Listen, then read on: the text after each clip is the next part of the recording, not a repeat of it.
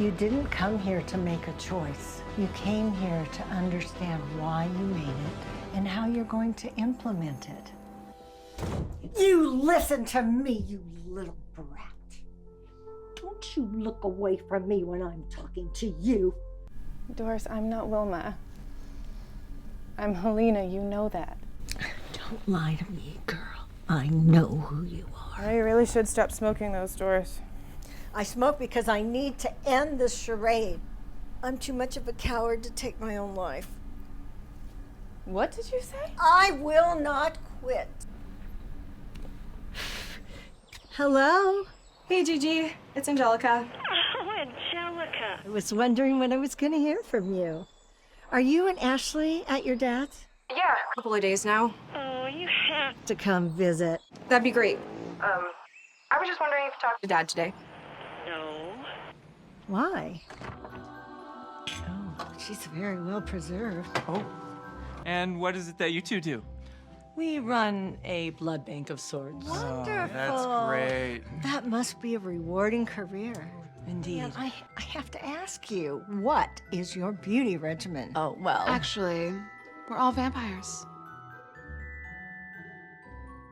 Yep.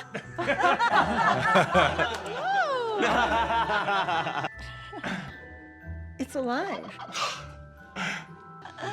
Oh, this is gonna be fun. Peggy. Oh no, I couldn't. Oh, come on, dear. Just take your time. Oh. Oh, that looks painful. Let me help you with that. I'm okay. Mom! I don't think this is entirely appropriate. I am so sorry. Let go of me. Please let go. Mom!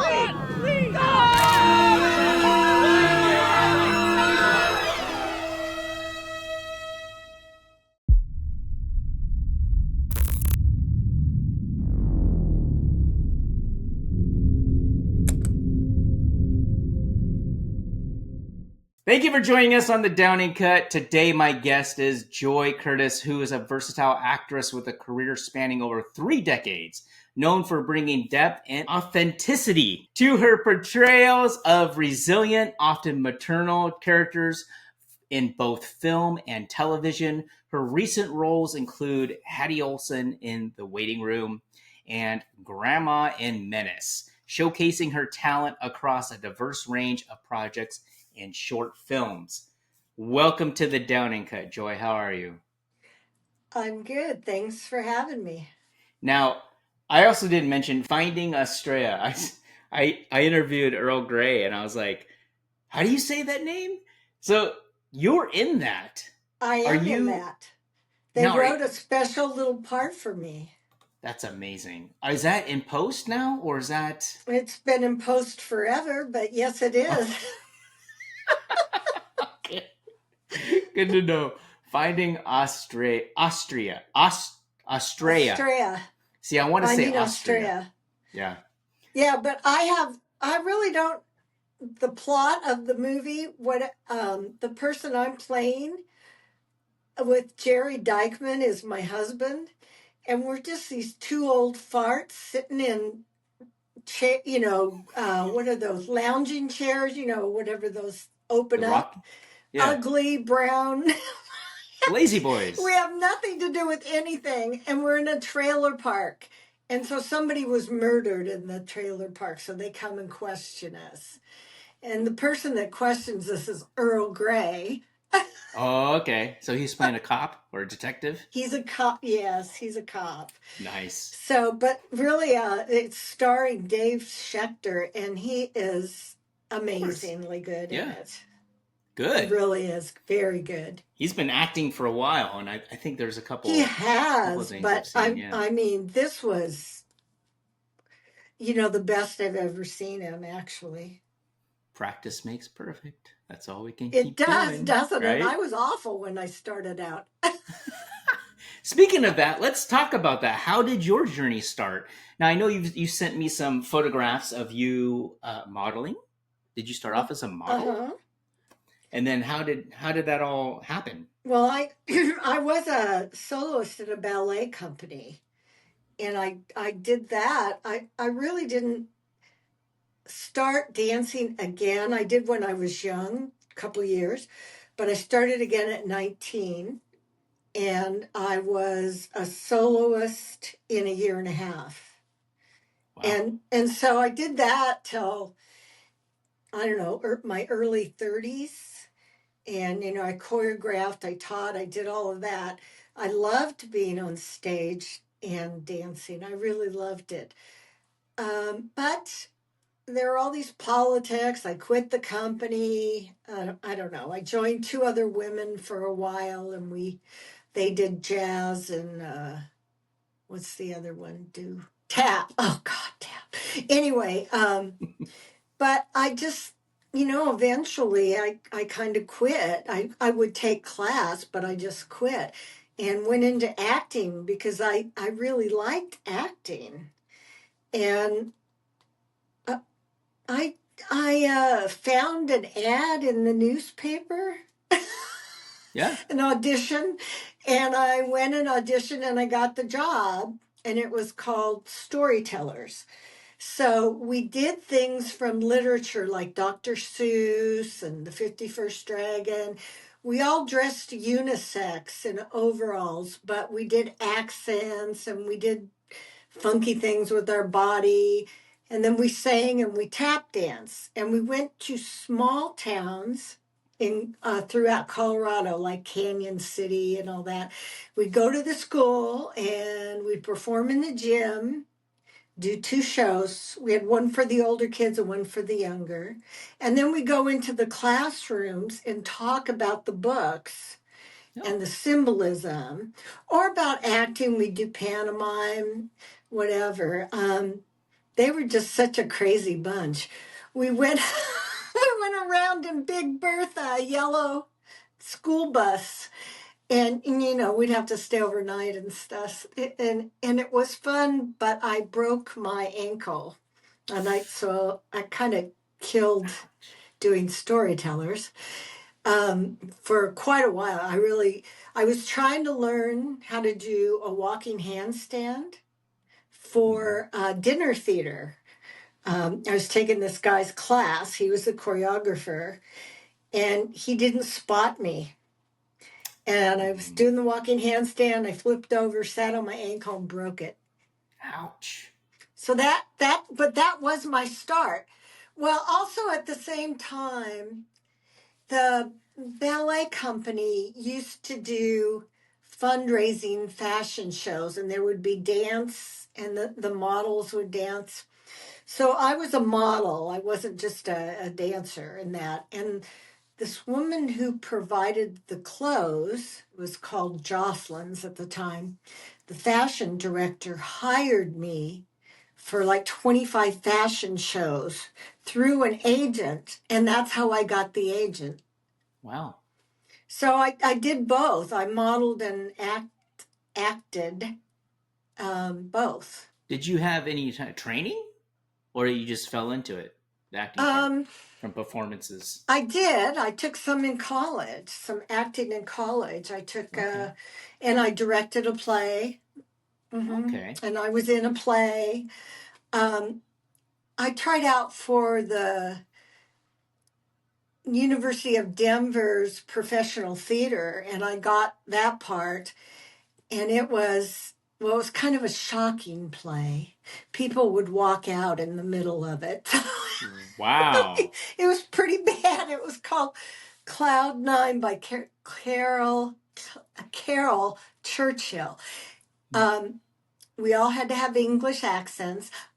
In the first part of the play, I played a 9-year-old gay little boy. Oh. Is that why they walked out? And that was, I mean, there were lesbians, there were gay men, there were just all sorts of things, but they were played by the opposite sex. So it really wasn't, but still people, when we would talk about it, like Uncle Hetty spanked me, took me over his, and people would walk out. Just from that. Yes. Wow. Because it was very suggestive. Okay. Yeah. I think he got like turned on. I don't know. I have a lot of funny stories like that. Yeah. Anyway. Yeah. So, yeah, and then for a while I was like PR, and I trained actors too for a talent agency. That was before the one where I got the 25 fashion shows. Yeah. Yeah. So I had training. When did you start transitioning into film? Well, I guess my ex-husband, and this was like 1980s, wrote a movie with his writing partner, and he got a bunch of money in an inheritance, and he said, "What do you want to do? Get a villa in Italy, or, And I said, "No, let's do your movie." And that's what we did. So it was a SAG film. That's how I got my SAG card. Oh, nice. With nepotism. Yeah. Hey. And that was my first acting role, and I did play a model in that for the silk industry. It's a comedy. Yeah. It was called Enter the Basset. That was a takeoff on Bruce Lee's Enter the Dragon. And it is on Amazon. Oh, wow. Okay. So then after that, you just started doing film. That was... Yes. Or were you still I in auditioned theater? just, Okay. like everyone else. Yep. I Interesting. lived in Denver, Colorado. What brought you to the Pacific Northwest? Well, I moved from Utah, Salt Lake City, Utah. So when I got divorced, I had taken the film to what's that film festival in Park City? Sundance. Oh. We got accepted into Sundance. Wow. And I was sitting there, and an agent came up to me after the movie and said, "Oh, you were great in that. Do you live here? I'm looking for an actress. My top actress went to LA." And I said, "Well, no, but maybe." So for a while I commuted. And then when I got divorced, I did move to Utah. Okay. But Utah I wasn't Mormon, and so it was a little different. But there was lots of acting there. Let me tell you. Interesting. Lots. Well, the Osmonds were there. They had their own studio. I did a national commercial there for Ford Taurus, which is not around anymore. Yeah, I just acted all the time. And I really got a lot of training that way. You said it's really Mormon. I mean, is that a prereq for you to be there?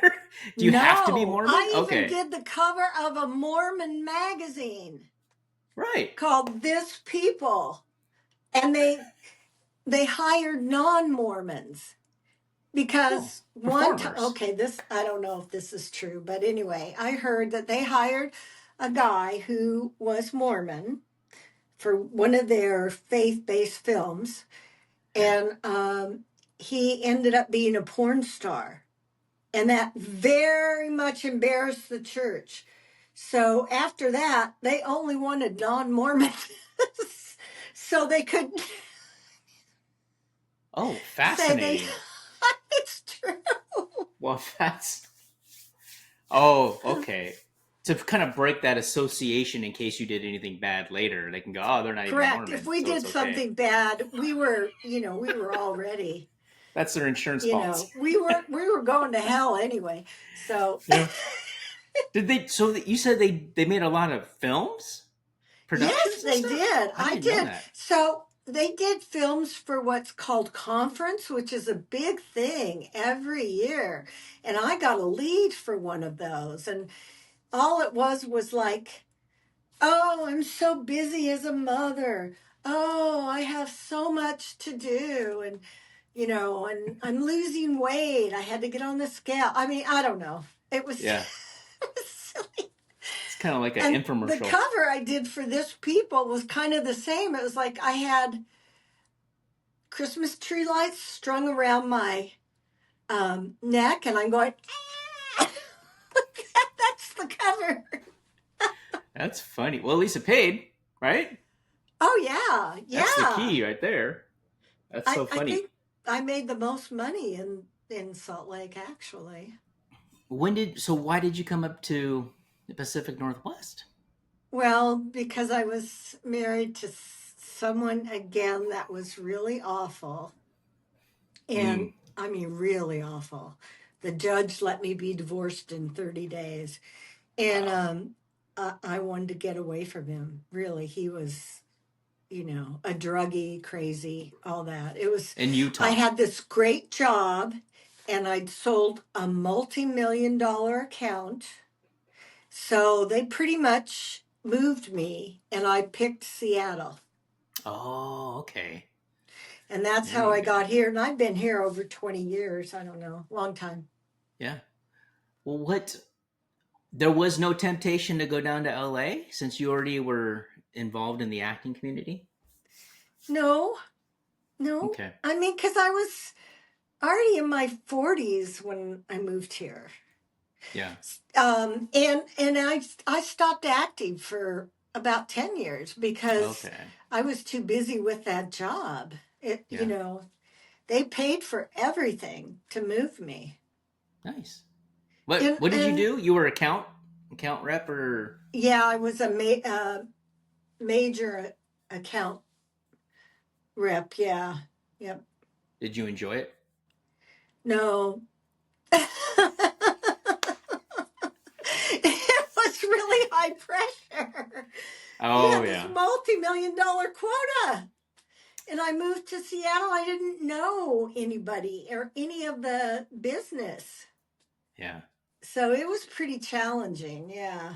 And then I got going to the .coms, got the .com fever and get laid off in 9 months. I have like a $90,000 salary and then get laid off. So that was, yeah. So that's another reason I didn't go to LA. I went to New York one time, and they really, really, because I was a dancer. You all right? And I took singing lessons, so I could have done things on Broadway. But I did not want to be a waitress. I just didn't want to. Yeah. I was too afraid of that. Afraid of what, though? And so I had really, really high-paying jobs. Because I got nothing in my first divorce. Yeah. So you were more of a corporate, let's get the insurance, the benefits, everything there versus... Yes. Your 401. Yeah. Okay. Yep. All of that. Yes, I was. But I don't know. I don't think that I ever had the confidence to go to LA. I've gone down there a couple of times. And did have one audition there off of my picture, but I did have a couple of directors that really hit on me and would say, this will be good for your career. I was Meg Ryan's double in her first film, Promised Land. Now, I'm older than her, but I did look like her. We were like the same size, and I looked like her from the side. And I did all her driving scenes. Oh, nice. That's cool. And she was with Kiefer Sutherland, and he was the nicest guy ever. Wow. Do you know who that is? Stories. Yeah, of course. Am I too old? No. I just saw a guy did a photo shoot for Kiefer. So you say you took a 10-year break. What caused you to get back into it then? Into acting? Oh, I don't know. I've always loved it. I like film acting better than doing plays, but I mean, I did plays too, because I think they make you better as an actor, because you get to you could be really wilder, Yeah. than you're contained in film more. Um, so Yeah. I decided finally I had enough. I learned enough. I was comfortable enough in Seattle that I could get an agent, but I could not get an agent. So there was Wow. one agent, Colleen Bell, and she Hmm. only did kids. And I Oh, talked her into starting an adult division with me. wow. I And it didn't know worked that. out really well for quite a while. Yeah. Yeah. Awesome. I don't know why I couldn't get an agent. They just weren't interested, I guess. How bizarre. Or I Interesting. don't know if that's when all the big shows stopped. I don't know. Oh, yeah. Like after, what was it Yeah, Topo Assassins? Swope wanted me at one point, but I wasn't Sure. ready then. Yeah. You And weren't ready then then. when I went back to her, she said, I have somebody like you. So I said, okay. Yeah. What a shame. So you've been doing a lot of film work. And it looks like on IMDb since 1983. You said in the 80s you did the other film, got your SAG card, and then it just started progressing. What, from your perspective, what makes a good actor? Well, I think it's life experience. I mean, of course, too, the more you do it and you see yourself and work on your little quirks. But I've never really gone into a character that wasn't me. It's always me. It might Mhm. be a different facet, but it's always me. And I do think as I've gotten older and had more experiences that I've gotten better. Because it's, I think, I mean, nothing against young people because some of them do really well with like death and dying and all that. But I don't think I would have as a younger actor. Mhm. I think, I've just improved. Yeah. So just experience it. The Yep. more experience you have, the more you can kind of pull from to be the character that you're going to portray. Well, and I've had some really crazy stuff go on in my life, but um, yeah, it enriched me, even Yeah. though you could go down the suicide path sometimes, but it enriched me. Yeah, I mean, because that's kind of one of my first questions is portraying deeply emotional, complex characters, that face significant personal challenges, and the personal experiences that you pull from, and the techniques to kind of draw upon to actually get there. And it sounds like that's what you've been doing, is based on your personal. Have you ever played anybody who you haven't experienced, don't have that kind of recall in your personal life? Have I played anybody that didn't have that? Yeah, so like I saw a clip of you, and it looked like you were in the insane asylum or something like that, and you had to take medicine, and you were throwing up at a toilet. Oh, yeah. And Okay, yes. now, Yes, that's obviously, you've never been in an insane asylum, so like, no, how but did you? that was supposed to be a nursing home, actually. But Oh, nursing home. Okay. and then no, that's okay because and the person didn't want to live anymore. That's why she kept throwing up. She's starving Mm, herself to death. Yeah, wow.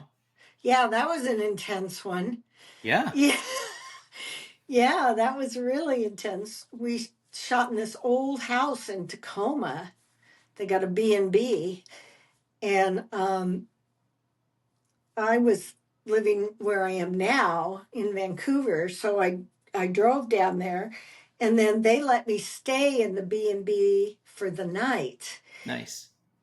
Well, No. it was scary. It was so scary. I was in this bedroom, and there was a door to the outside down to go down the stairs and out. And there Oh. was just this little tiny lock. And I mean, Oh. I was up most of the night hearing creak, and Oh my gosh. it was the worst. It was the worst. Well, I don't know if I got any sleep. Very now little.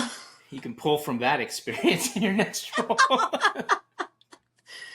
Well, when So I now- came to the Pacific Northwest, there certainly were horror films, Yeah. which I'd never done. But you've had a handful, I think, from what I can see. I have. I've had a little blood and guts, and Now, you've portrayed characters in difficult, often marginalized roles. How do you prepare to represent the nuances of such experiences with authenticity? I don't. It's not so. There's all the memorization of the lines and all that. That I have to have them down really well. So, like, they just come out like they're my thoughts. And then I usually have the emotion take me there, wherever it is. I don't know if that's going to sound bad, but I don't plan exactly what I'm going to do. Because you're usually acting with another person too. Right. So they have to be giving you something. It's really awful when they aren't. Yeah. Right? Yeah. But then you might as well go home. Yeah. Yeah. What do you do in those situations? Just do the best you can. I usually try to figure out something to do to them to push them. Yeah. Like grab them. I ask them before I do that, or hit them or something. But yes, I ask them. I say, "How about if I just hit you in this next scene?" Does that help? Does that actually kind Yes. of it breaks that field of them of the inhibitions? But it helps me too because Yeah. it's totally in character. Whatever I've done. There was on my clip. There was that one where I grabbed Ayla Carta, but I asked her before I did it. Yeah. And they're like, "Ooh, you're so mean." You listen to me. But she was being wonderful. It was I didn't have to do that to make her act better. You were just elevating your character, right? That's right. I just thought, yeah. If I'm really mad and really mean, that's what I'm going to do. Now, you've been playing elderly, maternal figures. What unique insights have you gained from consistently playing these kinds of characters? And how has that influenced your perspective on aging and family? Gosh, you don't ask easy questions. Well, I know there have been other actors that have played an old person when they're not old, but it's really, really difficult to do that. And I don't even know how they could even really do that, because there is a whole bunch of stuff that happens to you physically and emotionally, and you just, it's not something you can fake, I don't think. But for someone my age, I'm definitely fit, so I'm lucky there. But I mean, you see actors nowadays going to 80 years old. Yeah. A really bad thing happened to us that we had to move here to Vancouver, Washington, because of COVID. Mm. My husband lost his job. We had to sell our house. His parents and his kids live here. Okay. And so we couch surfed for a while. Here you are in your 60s couch surfing. Yeah. With no income, really. I mean, it was pretty scary. But he got a job and we have a house and everything's good. We're both retired now. It's all good. But it was a little scary there. Here you are. Yeah. when you should be retiring. Yeah. I know I went through the same thing. I got laid off You during COVID did? too. Yep. COVID kicked us in the butt. It So, did. My husband worked for the Doubletree. They oh, just wow. shut the whole hotel down. They Wow. closed it up, Huh. and laid everybody off. I worked for King County. It was pretty intense, I'll tell Yeah. you. But we were lucky. We sold our house really like right away. We had to leave in 2 weeks. Wow. It was crazy. It was crazy. That is great. But his parents, we lived with them for a time too, and we're so glad that we did because they were in their 80s and they're no Yeah. longer with us. But that gave us time Wow. to spend with them, and they were Sure. so good to us. You know, it wasn't weird living with them at all. That's You nice. would think it would be, but it wasn't. Yeah. Yeah. No, they're just really the greatest people. If I could pick parents, it'd be them. So, Joy, in short film format, there's often limited time to develop a character. How do you ensure your character is fully realized and memorable within the shorter narrative? I've never thought about that. Like in theater, you have weeks and weeks and weeks to prepare, right? But in film, Yeah, in shorts, how do you do it? sometimes, but you know, the the film people here do indies, yes, but they only will let you do one or two takes. I mean, they don't have the time or the budget to do that. So even with the feature, you, and you don't have a lot. I don't really have a lot of days on a feature. I know when my ex-husband and I did our film, yes, it took 2 months maybe. Mm-hmm. Yeah. Um, but I haven't had that luxury here. And in Salt Lake, there wasn't a lot of features. There were some movies of the week and all that, but again, I didn't have like a starring role, so I was a repeating role or anything. Yeah. Mm-hmm. So I think if the script is well written, it's there, whether it's 10 minutes or 2 hours. But you also give your character all their background in your mind anyway. You know, you make a whole thing up Yeah. like Stella Adler tells you to or something. Yeah, that all works. I think I've just done it for so long that I don't really think about it anymore. So you just get to the page, figure out who the character is, do the lines, and you're good? Yeah, well, I do imagine it in my Mm-hmm. mind. I do imagine, you know, maybe even some of the blocking and everything. But again, it's all emotional for me. It's all just emotion. Yeah. What am I feeling about that? What's triggering me? You know, why do I want that? How do I feel about that other person? Mm-hmm. How do they feel about me? Do they care about me? Yeah, no, it's all that kind of psychological stuff really. And I am a very sensitive person. Like I wish I wasn't, but it does help me in acting. So like an empath?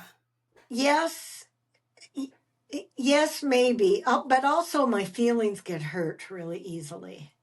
Oh, well, let's talk about that. No, Let's talk about no, constructive we're not going to criticism. have a Well, psychiatrist. that's important because let's talk about what was the most constructive criticism that you've ever received in your career in the film industry and how did that affect you?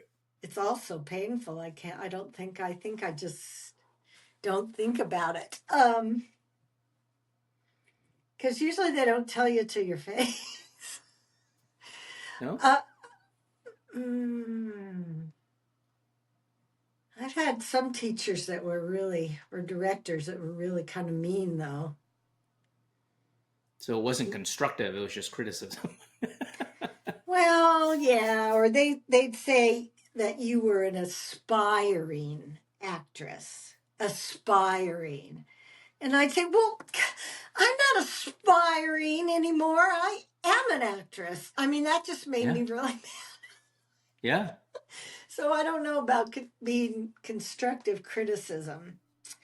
Um, yeah, that person and I got into it a couple of times because he would yell at you. This is a class, and he would yell at you and Wow. like really cut you down, and I'd be bawling afterwards. So, but I did learn a lot from him. Just I don't know if it was constructive, but he did put you on the carpet, honey. I mean, you had to perform. You had to get it out. Hmm. There was no, I'm sorry, and no, never say that. He would go ape. Yeah. Yeah. Um, but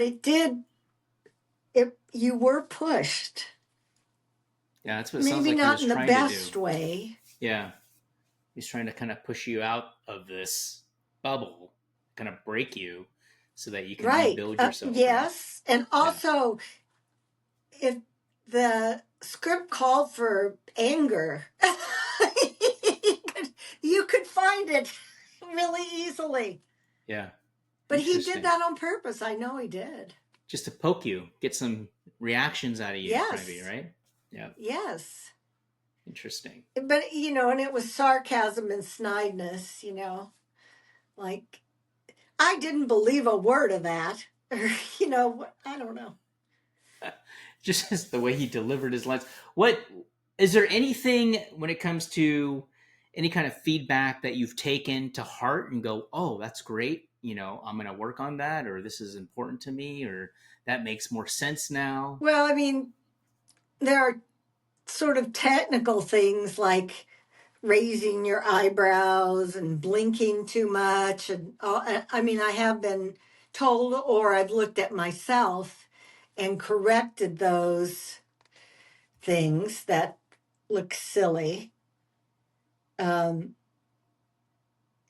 I have been told I move too much, but I can't seem to not do that. Like, stay in frame. I know.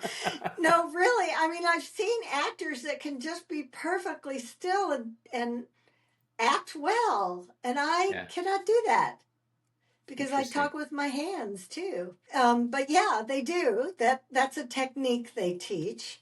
Not to me though. I have been told that though, that I move too much.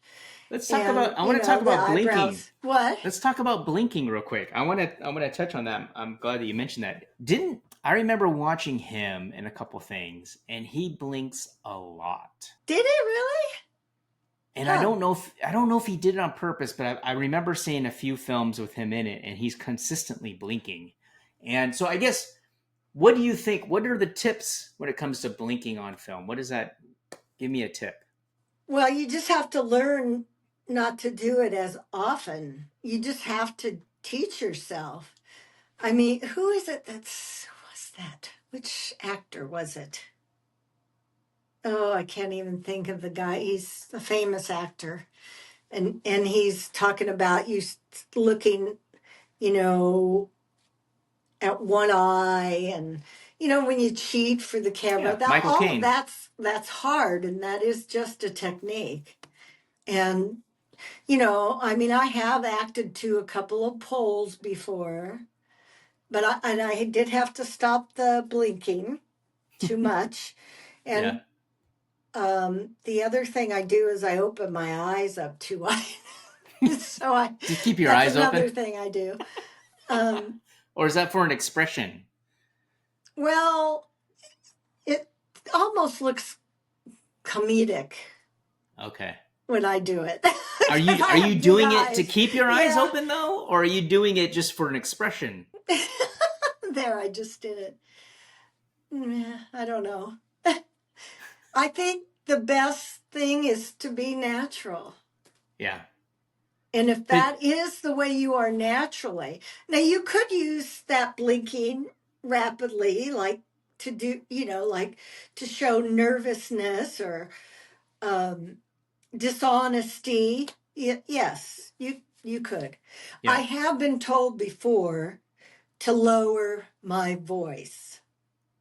Oh, why is that? I don't know. No, I do know. So when I was auditioning for the professor in the upcoming Vampire Penance, Mm-hmm. so I didn't know how to do a German accent. It was really, really hard to Okay. learn. Oh, it was so hard. And I'd spell it all out phonetically and everything. But I would say it nicely, more breathy. And Mm-hmm. so I understand lowering my voice and being stern, more stern, Yeah. because I don't sound that way. So it was I really just for the can. accent then. That's what What? it was really just for the accent then, right? Yes, for the character, yes. Yeah. Yeah. And he wanted the German, which is very hard for me to do Yeah. because I could do French and I could do British. And I'm really good with a southern accent, but that would not make not make a good professor, I guess. So let me ask you this. Saying that you're a sensitive person, how do you work with emotionally intense scenes? And then what techniques do you do to maintain protecting your own mental and emotional well-being? Well, for me it's a catharsis, right? And so if I do that, then I feel emotionally drained, yes, but also good because everything is out there on the table. It's out there. I felt it and now it's gone. So you just let it go. Yes. Yes, but not if I have more scenes the next day. I have Oh, to I yeah. have to hang on to it then, yeah. I think I still kind of remain in the character's headspace at least. So with your experience over the last decade, what have you learned and what tips can you give somebody who's looking to become an actor or actress? Well, I've learned that you should always be in training. You should always try and do plays and student films and everything you can get your hands on. Because the more you do it and the more you're around on set, the better you're going to be. I don't understand actors that don't stay in training. Um, I know it's expensive, but there is free stuff and there Mhm. are student films and all of that, or get in a community play. It'll make you so much better.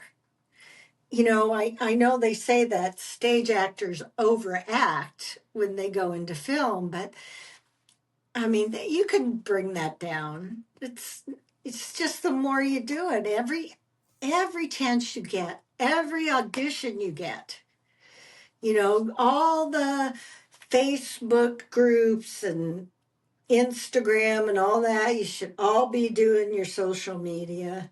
I can't tell you how many people have. The last film I did, Embers, where I played the older Chloe, that was a lead. And they contacted me on Facebook because they said I looked like the young Chloe, which they had already filmed. Now, I Nice. still had to audition, darn it, but. But I mean, it was a really pretty good role. I'm looking at your They IMDb. contacted me on Facebook. I get that all the time. So, but I do usually send them to my agent. I sent them to my agent. But get in your groups, but find a good teacher. Figure out how, like if it's too expensive, if you could trade them or something for something. Mm-hmm. You're just not gonna, it's just not gonna be handed to you. Is there anything that stands out from your vast experience from starting as a ballet dancer all the way to now? Is there anything that, like, as you're sharpening your acting skills and repertoire and character development, is there anything that stands out that you're better at now than you were before? I'm better at memorizing. You think I'd be worse, but Yeah. sort of I've got the system down or something. What's your system? Well, I use technology. Oh, I have a line learner app, and then the line learner app, you can put in Audition Pro, and it will give the other characters' lines back to you while you're recording. well, that So sounds that like really, a favorite tech usually right do there. that before I go on set. I practice. Line learning app. It's called Line Learner. Line learner. And then the sister app is Audition Pro. It's on iPhone. I don't know. So you can play it. The Line awesome. Learner app, you could record all your lines and all the other person's lines and just go right down the line, and it'll repeat. It'll go on repeat if you want it to, if that's how you want to learn it. So I don't usually use it for that so much unless I can't have the piece of paper in front of me or something, so I will listen to it. Yeah. And then the other app, the Audition Pro, what that teaches me are my angles and not to, I don't know, I could overdo things, not to overdo it. It really helps me think about, oh, that doesn't look like the right expression there. What was I thinking? But it really forces you to have your lines down well. So that's how I use technology. I knew you were going to There you go. There you go. What? We got something to plug there. I know they should pay me. No, it's not very expensive. Yeah, $2.99. I've used it a long time. Interesting. I've never heard of it for some reason. Pardon? I've never heard of it for some reason. So You're kidding. yeah, that's kind of What funny. do you use to memorize your lines? Just voice paper. Just reading it over and over and over and over. Reading it out loud. Recording myself reading it. Hearing myself say it. Repetition. Well, yeah, Repetition. but see, this gives you the other person's lines too. Yeah. Yeah. So then, you're not surprised when they say something. Yeah, Well, that's a really. I think that's your favorite tech, Joy. What? I think that's your favorite tech. It is my favorite tech, yes. Yes. And that and iMovie color correction. No. iMovie, yes. Yep. I don't know if I do it right. I don't think I do, because sometimes my self-tapes look awful. I think it's one of those working things. You just got to keep at it. What are you working on next? Anything in the near future? I know you said there was a vampire movie. Yeah, just Vampire Penance is all I know about. I just finished Embers, and that is in post-production, but there's a new person doing the editing. Oh. And so it's probably going to take them a while. And then it'll go to festivals and stuff. So I don't mean to complain, but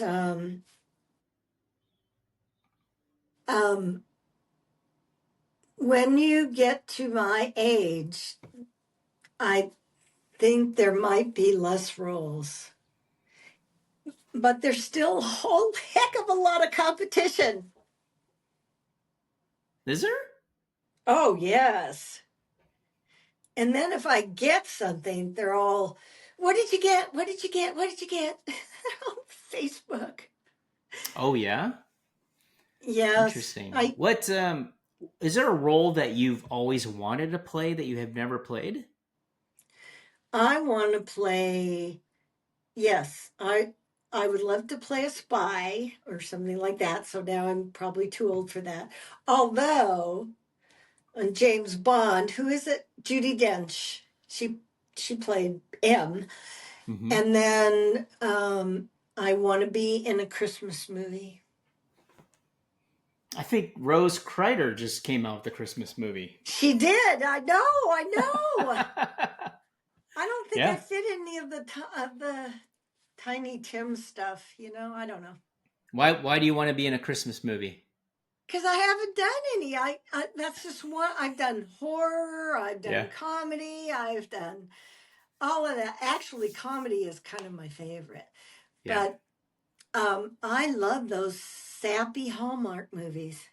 Okay. I love them. Just the Christmas ones. Nothing else. All right. Well, once everyone sees this, they'll know who to look for when they do a Christmas I have movie. written some scripts. I probably should write my own. That's what I did with Cousin. That's the other thing. When I did that one where you saw me throwing up and starving and all that, you know how I got that? I wrote my own monologue. Oh, yeah. For the audition? Yes. Yeah. I did. And the one that I wrote was like her trying to take these pills because she was so unhappy in the nursing home, and another beautiful day, and so but she didn't take them, she threw them. So I got that part, and then another part I got is because I saw this thing for Obsidian. Oh, I can't even remember the name of the movie. It never got shown, but they had this one role. Well, they had all male roles, and I said, how come you don't have any women? And they said, well, do you want to try out for one of the roles? And I said, yes. And I got it. And it was Gino. Nice. He was sort of a Raiders of the Lost Ark, Temple of Doom kind of person. So they changed your name then? The character's name? No. So you played a guy? Is that what they... What? It's not Dina. They didn't call you Dina. They still called you Dino. No, Gino. Oh, Gino. But Okay. yes, they still called me Gino. Interesting. But you were playing a woman. Cave and everything. But you were still a woman, right? What? Did you play a man or did you play a No, woman? I played a woman. Okay. But they just like the name. Yeah. So those are 2 tips. Yeah. Go after the roles. Even it, you might be able to get it. Stranger things have happened, like to me. And the other thing is definitely do your social media. Anytime you're in anything, whatever, you've got to let people know. Yeah, it's ironic. When we did a film called Western Soul, we filmed it live underneath the eclipse, and they were casting for it. And I said, in my head, I'm like, I'm Asian. Obviously, I've never seen an Asian cowboy. So I said, I'll play, I'd like to audition for one of the villains, one of the gang guys in the background, basically. Yeah. And they were like, have you ever thought of being a lead? And I was like, I would well, love to see you as a cowboy. I played the lead. Oh, so good for you. We did I'll send you the link. We did Western Soul. We did Western Soul out in Wyoming, filmed it live underneath the eclipse. They broadcasted it. And it was the first time I ever played a cowboy. So think that you was were great. it was fun. I It was love fun. that. Yeah. That's what I'm saying. That you just don't know. I mean, Yeah. just like I got ticked off that it was all male, and there were no women, and I got a really big part. There you go. Yep, Joy, that's the way to do it. it's been a pleasure speaking with you. What is the best way? What's the best way for people to reach out if they want to contact you? I suppose Facebook, but under Joyce. Joyce I told Curtis. you Yes. why my acting name is Joy, but my real name is Joyce. But I like Joy better. But Facebook won't let you have fictitious names. So you've been going by Joy for a long time, then? Oh yeah, since like Okay. 1987 or something. I don't know. Yeah. Yeah. All right. Well, we'll link it in the show notes. And I appreciate you coming on the Downing Cut. Thank you so much. Thank you. I enjoyed talking to you.